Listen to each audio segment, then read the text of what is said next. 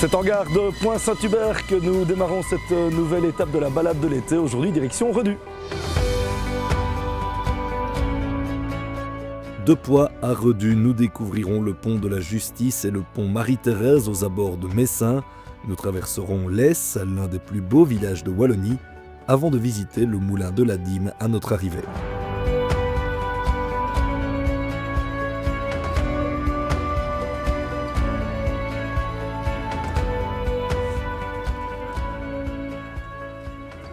Salut Fabienne. Salut Antoine. Comment ça va? Ça va et toi? Ouais, en forme? Oui, super. Alors tu nous retrouves ici à Poix, ou on te retrouve ici à Poix-Saint-Hubert, une gare et un village au passé industriel assez intéressant. Bah oui, quand même, parce qu'au XVIIIe siècle, il y avait un abbé de Saint-Hubert qui a utilisé les chutes d'eau de la Lomme pour installer un atelier de transformation. Et donc on s'est retrouvé avec une scierie et une forge. Et puis ensuite au 19e siècle, c'est une famille d'industriels, la famille Zoud, qui elle a repris le site et l'a développé encore davantage en installant une usine de pâte à bois ainsi qu'une usine de carbonisation. Et ça a été transformé en un atelier, non, une centrale hydroélectrique, centrale hydroélectrique qui est basée un peu plus loin là-bas. D'accord. Voilà. Et la gare est toujours en activité, on vient de le voir avec le train qui vient de passer. Alors cette étape, elle est censée être longue, hein, elle fait un peu plus de 60 km. Oui, c'est fameux. Hein. On a décidé de la couper en deux. Ben oui, parce que 62 km et 1300 mètres de dénivelé positif, d'autant plus qu'on quitte ici la vallée de la Lomme pour rejoindre la vallée de l'Our en passant par la vallée de la Lesse, donc il y a du dénivelé. Et le bon compromis, je trouve, c'est de s'arrêter à Redus parce qu'il y a une multitude de petits restos sympas, il y a des possibilités de logement, il y a de quoi faire à visiter, etc. Donc c'est un des plus beaux villages de Wallonie, donc ça vaut la peine de s'y arrêter, je pense, non? C'est vrai, donc on va rejoindre Palisol en deux temps, donc oui. D'abord arrêt à Redus, allez, c'est alors. parti.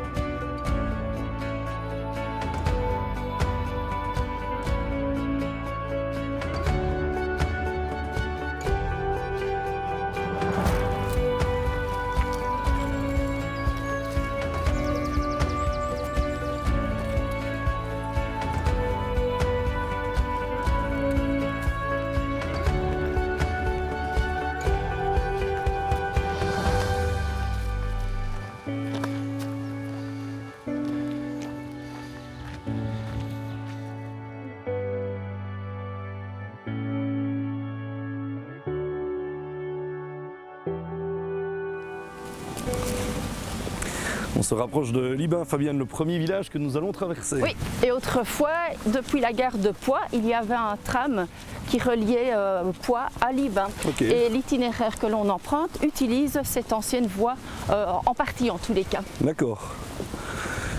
C'est utile évidemment pour les randonneurs d'avoir une cité comme Libin pour pouvoir se ravitailler. Oui, oui, parce que tu allèges un maximum ton sac à dos et quand tu sais que tu vas passer dans un village comme Libin où tu vas trouver épicerie, boulangerie, un petit bar, etc. Ben, ce que tu fais, tu te ravitailles là-bas ou tu prends un petit café avant de continuer ta journée.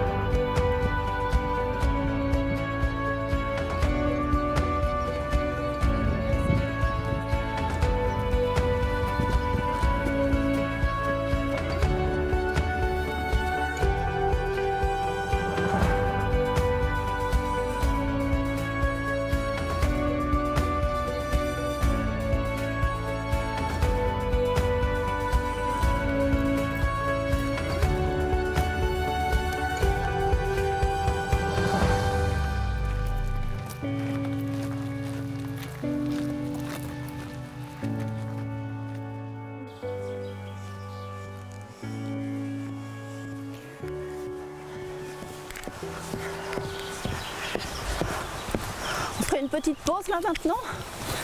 Ah oui, c'est sympa ici. Juste après le tour de l'étang, donc on est au sentier des Nutons, c'est ça, à la sortie de Libin, hein? C'est une aire qui a été... Ça te convient ici, oui? Ouais, parfait. C'est une aire qui a été aménagée sur l'ancien site de la carrière du kaolin. D'accord. Le kaolin, c'est une roche argileuse qui est blanche comme ça et qui a la particularité d'être étanche. Donc on l'utilise notamment pour faire des étangs et la preuve ici ils ont reconverti l'ancienne carrière en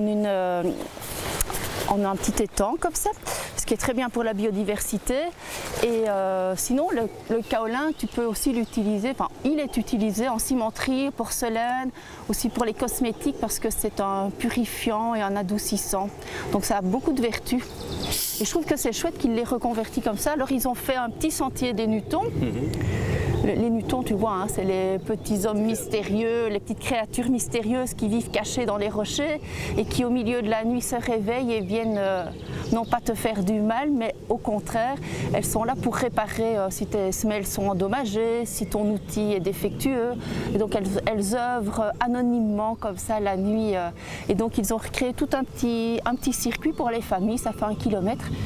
Et ça permet de découvrir quelques Nutons comme ça et de se dire ah on est peut-être trépieds, c'est sympa comme tout. Avec une belle aire de pique-nique, hein. Je sais pas si tu as pris de quoi faire un barbecue, mais c'est tentant. Par contre si tu veux manger quelque chose, on peut peut-être avant de casser la graine. Ouais, c'est une bonne idée, surtout que l'endroit est idéal. Ah Jamie. Jamie, regarde. Hop. Regarde, ici. Doucement, doucement. C'est bien.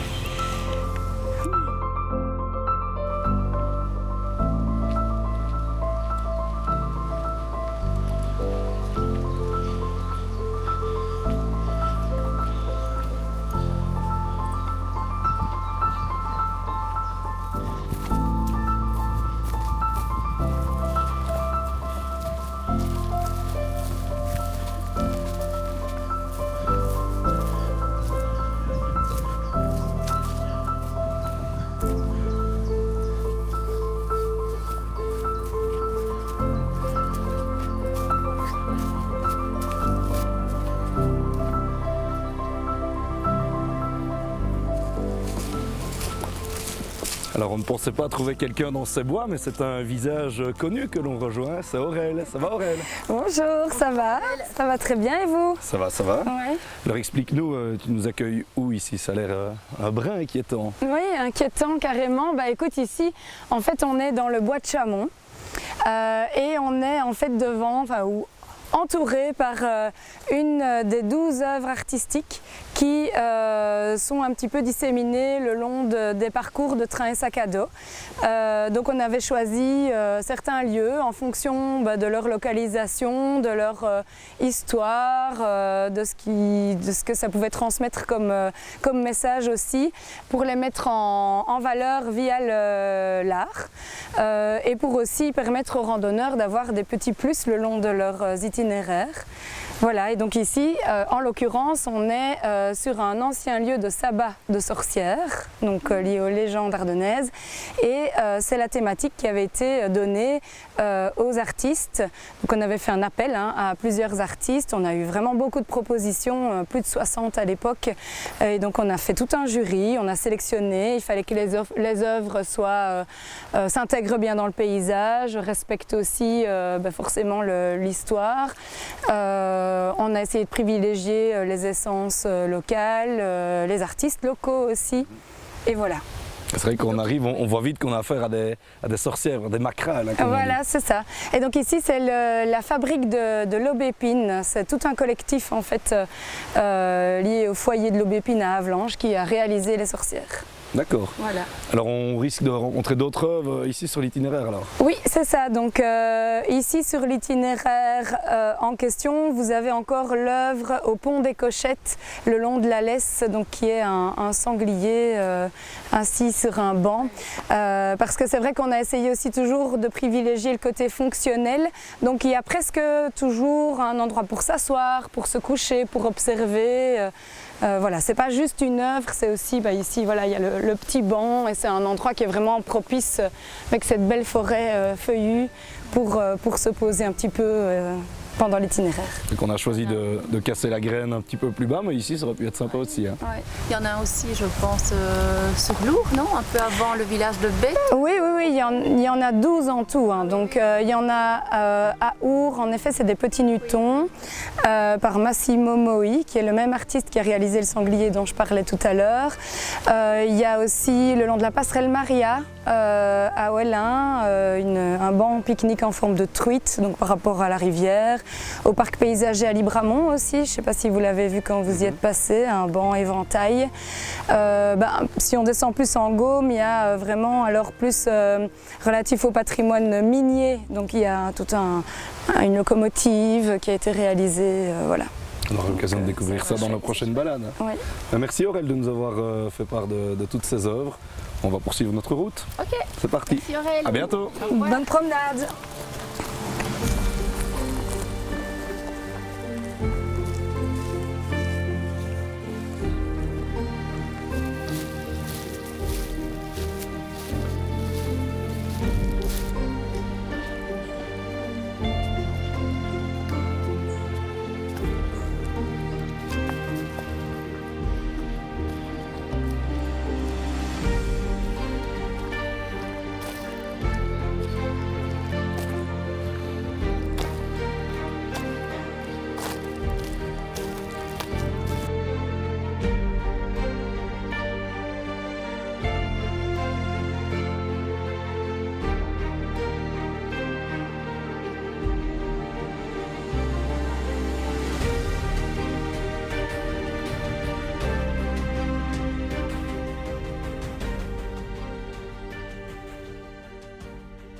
Voilà au pont Marie-Thérèse.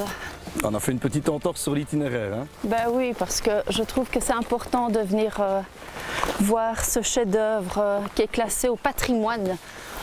Ah oui, il est classé, donc c'est un pont du XVIIe qui est fait en pierre ardennaise, du grès schisteux, dont le parapet, tu vois, les pierres sont mises sur champ. Et alors très caractéristique, les quatre anses, les quatre arches du pont. Alors voilà, 17e, il liait le duché de Bouillon au duché de Liège. D'accord. Voilà. Et puis après, la nationale, là un peu plus loin, a remplacé cet axe routier. Mais tu sais aussi que la terre ardennaise est remplie de légendes. Hein. On a vu tout à l'heure les nutons, les Ardennais, ils aiment bien ça. Les macrales, oui. Et donc, la légende prétend que, en fait, c'est Marie-Thérèse, entendons, d'Autriche, qui aurait fait construire ce pont suite à une chute de cheval qu'elle aurait eue ici en faisant traverser son cheval à gué. Et donc, suite à sa chute, elle aurait fait édifier ce pont. Mais ça reste une légende à mon avis parce que je crois plus à la liaison, la voie de communication. Le côté pratique. Ouais. Mais en attendant, au-delà de ça, c'est un endroit absolument apaisant. Hein. Oui, c'est apaisant. Regarde les renoncules, les libellules. Il y a un nichoir à 5, pas mal de poissons. Il y a un nichoir à 5, le plongeur, c'est un oiseau, le merle d'eau, hein, comme on l'appelle, qui adore ce genre de rivière, la Lesse. Je suis une fille de la Lesse, moi, de la Haute-Lesse. On est dans ta région, là. Ah oui, ça... Et on va découvrir un autre pont, hein, c'est ça? Oui, si on va reprendre l'itinéraire, hein, et alors on va aller voir le pont de la Justice qui fait la frontière entre deux communes. Ça va? Allez, alors, on y va, go! Merci pour ce détour.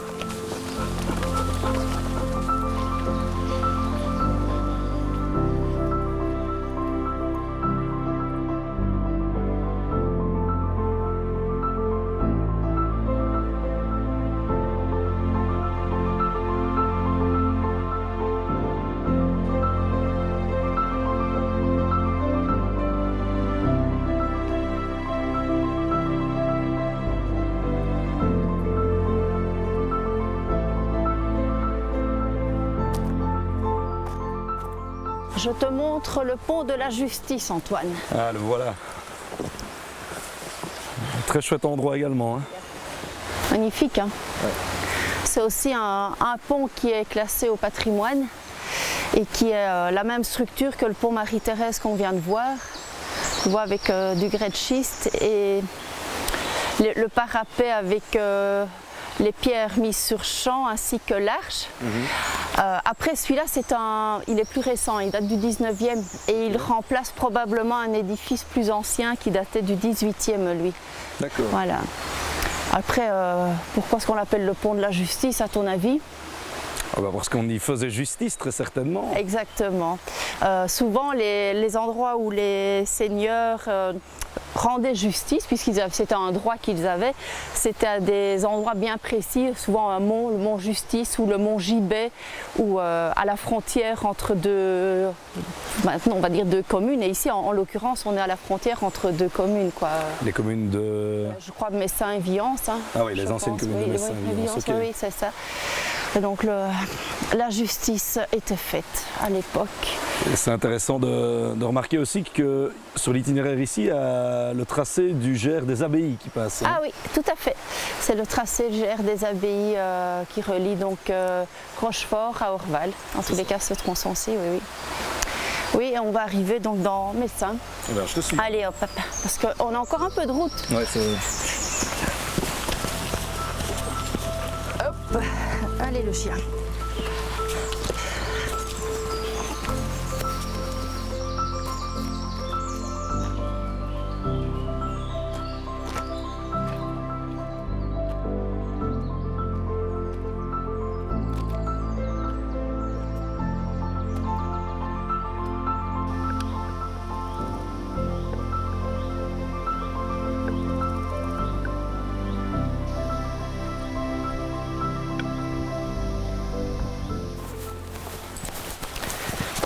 Écoute, si tu es OK, je vais aller te montrer le moulin de Molan. C'est vraiment un endroit qui vaut la peine d'être vu. Parce que l'itinéraire va par là, mais ça vaut la peine.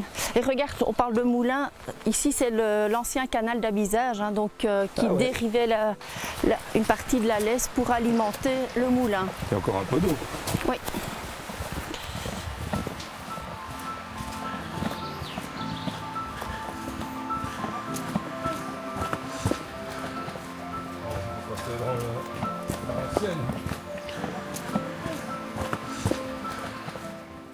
Écoute, je voulais te montrer cet endroit parce que je l'aime particulièrement. C'est un havre de paix. Et... Ah, clairement. C'est beau, hein. Et en fait, maintenant, c'est une seconde résidence, mais par le passé, c'est un moulin qui a été exploité jusqu'à la fin de la Première Guerre mondiale, je pense. Donc les gens du village de Lesse venaient moudre le grain ici. Et puis après, ils ont voulu en faire une centrale hydroélectrique, hein, puisque tu as la Lesse qui coule là juste à côté.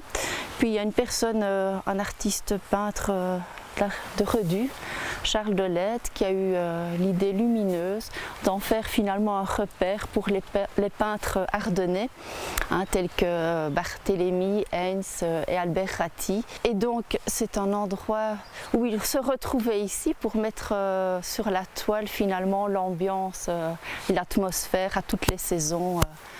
Et donc moi je l'appelle toujours le moulin d'Albert Ratti parce que c'est un artiste ardennais que j'aime beaucoup.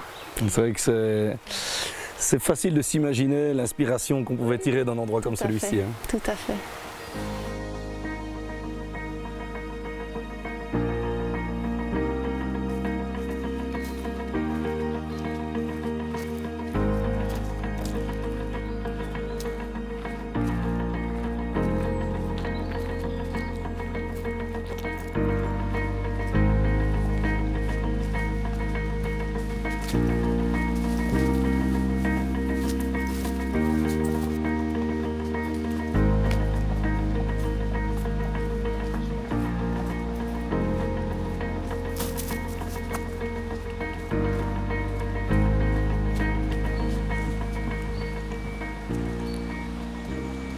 On traverse la Lesse à Lesse. Oui, le petit village de Lesse qui est au pied de Redu et qui fait partie avec Redu, Lesse et Séchery d'un des plus beaux villages de Wallonie, puisque Lesse et Séchery sont deux hameaux de Redu.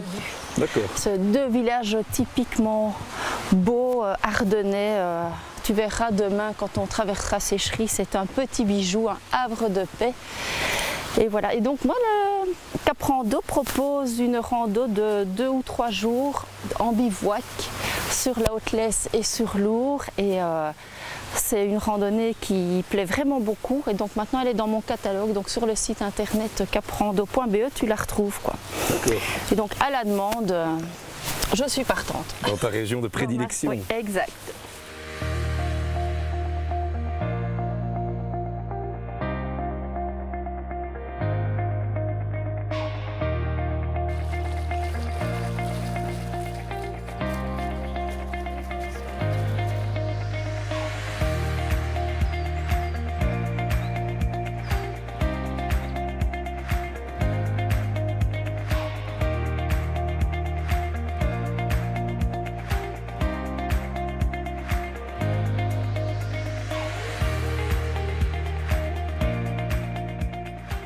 Nous voici arrivés à notre étape du jour, c'est Redu. Ben oui, village du livre, mais pas que.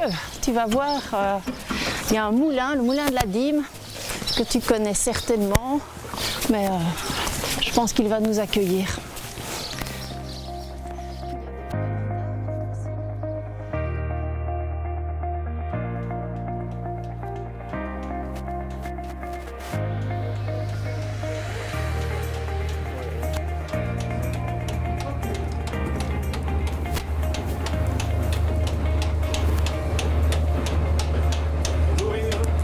Bonjour, Ça va? bien, bien. Je vais arrêter la machine, Ça va. le moulin. On t'interrompt en plein travail. Hein.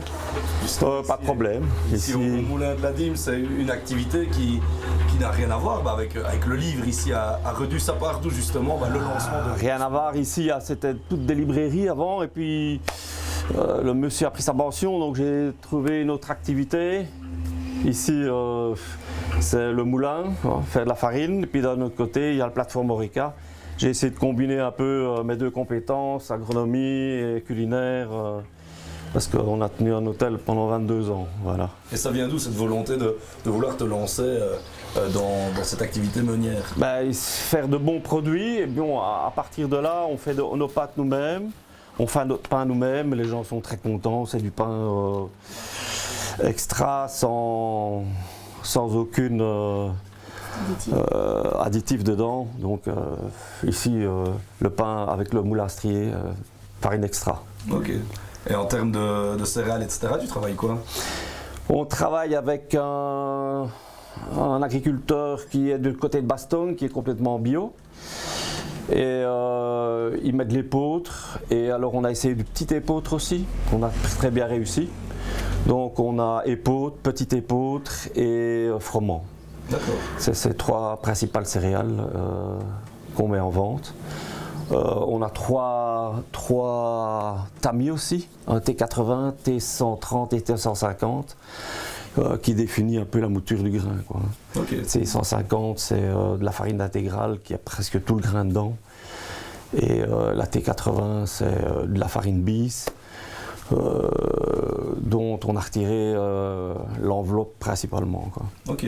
Alors tes produits, je suppose qu'on les retrouve dans ton établissement Horeca, mais Oui. aussi moyen d'acheter par exemple de la farine, des pâtes en vente directe? En vente directe aussi, il y en a beaucoup qui viennent nous demander des pâtes aussi, ou du pain qu'on fait nous-mêmes, puis on en a un peu de trop et on l'installe et puis les gens, ça part toujours. Ouais. C'est cool. Je vois que ça donne des idées à Fabienne. Peut-être tu veux faire quelques petites emplettes. Oui. Merci Yves de nous avoir fait visiter tes installations. Merci aussi à vous de passer nous voir. On va poursuivre notre visite de Redu avec quelqu'un que tu dois connaître à mon avis, Manu Gardi. Manu Gardé, oui. On va aller lui Dans rendre. le fond du village, C'est à ça. l'auberge gourmande. C'est ça, on va visiter un peu le village avec lui. Merci. Eh bonne balade à vous. Ça va. À bientôt. Au revoir, merci.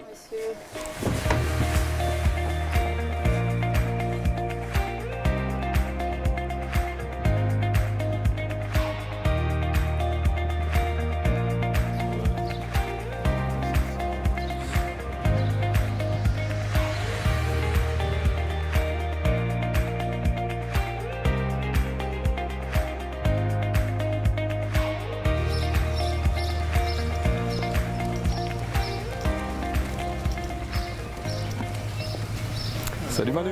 Salut, salut. Ça va? Ça va bien et vous? Ouais, ça va. Ça s'est bien passé? Ouais, très bien. Je vois que tu nous attendais. Écoute, après l'effort, Le réconfort. Installez-vous. Ben, merci de nous recevoir dans ton auberge, l'auberge gourmande, en plein cœur de Redus.